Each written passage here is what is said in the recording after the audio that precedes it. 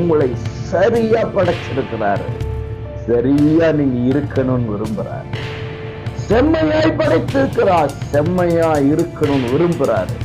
செம்மையா இருந்துட்டீங்கன்னா, சரியா இருந்துட்டீங்கன்னா, கர்த்தர் உங்களுக்கு வைத்ததை நிச்சயம் நிறைவேற்றுவார்.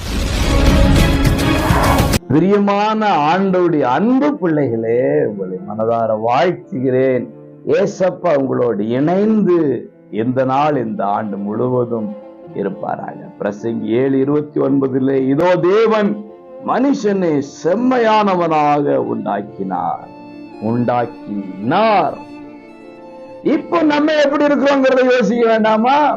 அவர் நம்மை படைத்த பொழுது, உருவாக்கின பொழுது நாம் செம்மையானவர்களாக இருந்தோமா?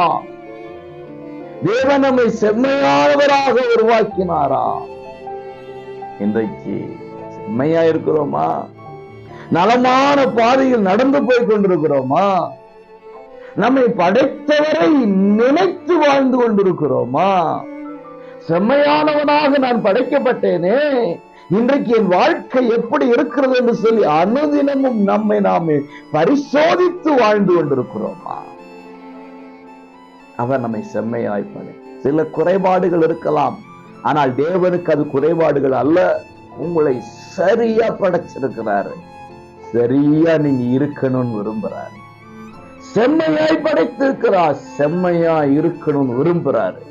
செம்மையா இருந்துட்டீங்கன்னா, சரியா இருந்துட்டீங்கன்னா, படைத்தருடைய திட்டத்தின்படி வாழ்ந்துட்டீங்கன்னா, கர்த்தர் உங்களுக்கு வைத்ததை நிச்சயம் நிறைவேற்றுவார். இந்த ஆண்டு உங்கள் வாழ்க்கையில் தேவ திட்டம் நிறைவேறப் போகிறது. காட்டி